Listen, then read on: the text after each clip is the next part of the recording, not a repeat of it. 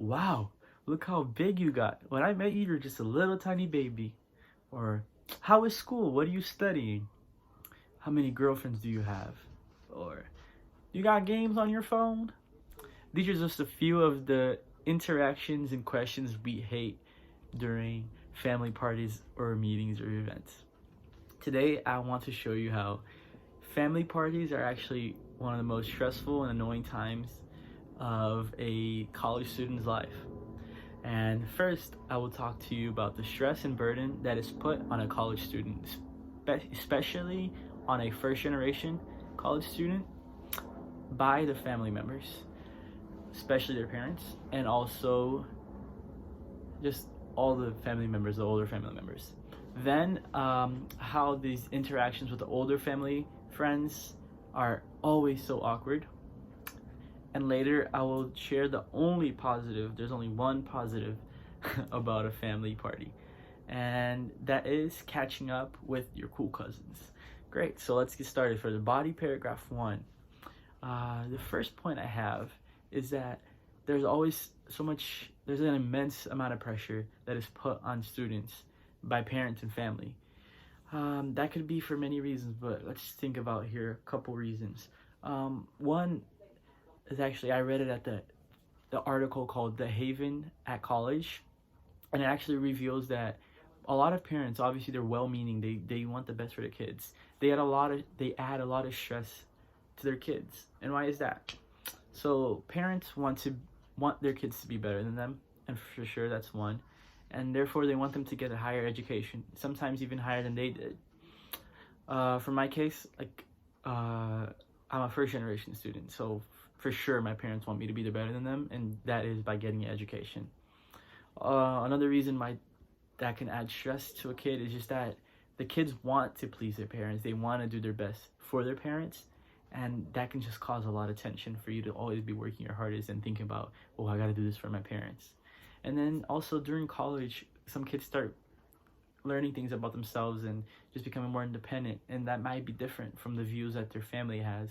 So a lot of times getting back home into these family events, you kind of get scared or anxious about how your family is going to how they're going to see your changes and see how the new you, basically, they get a little anxious to open up to the family. And then what are the effects on this pressure? What effects does this pressure have on a student? It can't be good, right? So on the website Modern Mom, there was an article that actually showed the effects that putting this pressure on students by family, what it can actually do to the students. So due to the student wanting to live up to their parents' expectations, they would have a lot more stress and worry. So they're always worrying to be able to be like, I got to do this for my parents. I got to be good for my parents, right? And if they actually fail, they'll begin believing that they're not good enough and will have insecurity problems. So a lot of kids are thinking they're not the good kid they once were because they just can't get the right grade that their parents want them to. And if they feel too much pressure, they might actually step away from the parents and just completely lose that relationship they had with their family or parents. An example I think of for like a kid thinking they're not good enough anymore and having some insecurity problems and actually never reaching their full potential is the movie Step Brothers. So when the two guys, I think they're like 40 years old, they're still living with their parents. They never did anything with their lives. That's because they had so much pressure in the beginning, and then they just didn't think they were good enough, so they gave up. They completely gave up and started living as kids. And hopefully that doesn't happen to any of us, but it's a possibility. All right, so point number 2 is that old family members and young kids during these family events are just annoying. They ask the stupidest questions. They ask so many questions. It's like they have no filter, and you just want to make them shut up. So why do people ask these annoying questions? That's actually an article by Psychology Today. They actually state that deep down they mean well. So they have a desire to connect with you because sometimes you're gone for a while. And as awkward and annoying as their questions might be, it's just their attempt to connect. They just want to connect, right? But I don't care. It's annoying. Please leave me alone. I came back from college and I want to be left alone. I had already enough stress over there.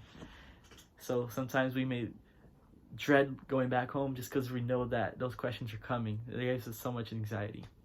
Second point is that they ask, or second reason why they ask is that they ask because they always want to have a say in your life.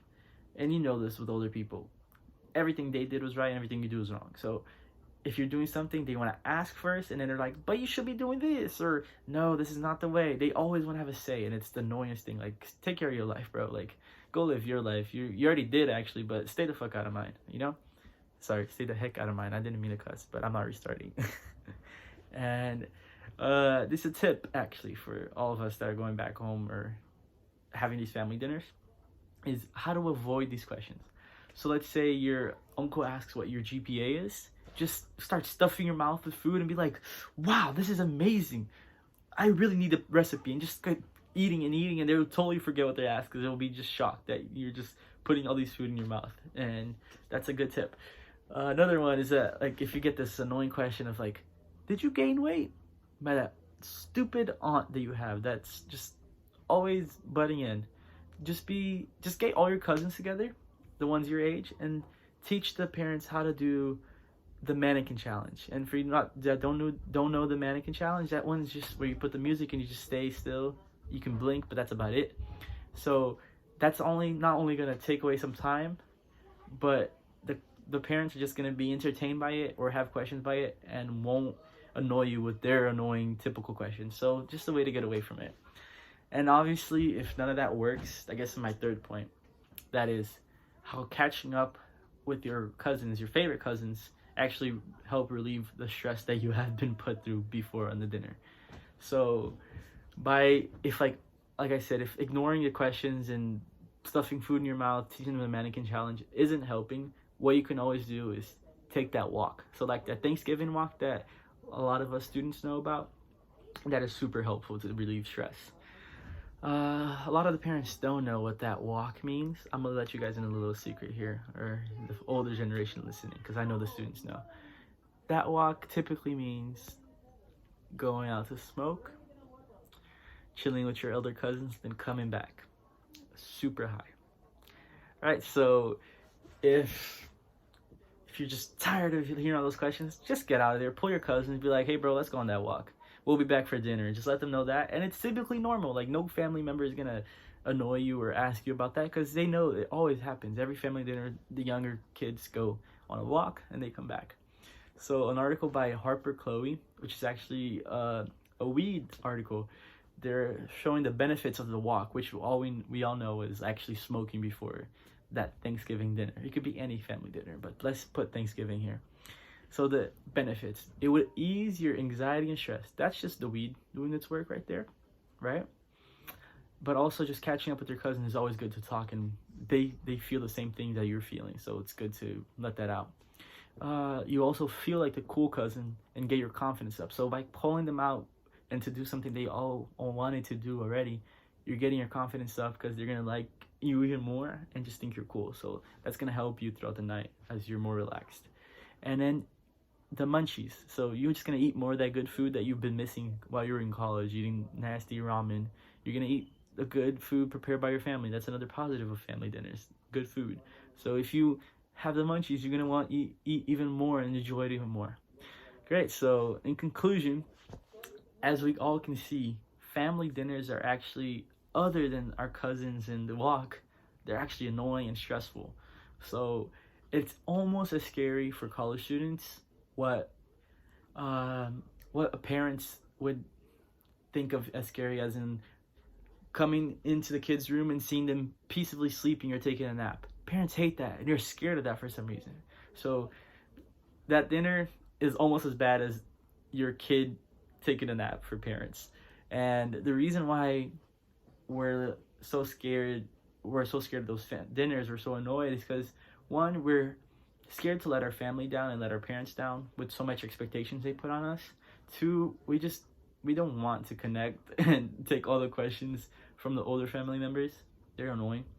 And three, yes, we do love that walk. So I was hoping that I can share with you here, like, that we all are going through the same thing here, college students, and also some tips on how to ignore those questions, or if really just take that walk if you need it. So that always makes it better.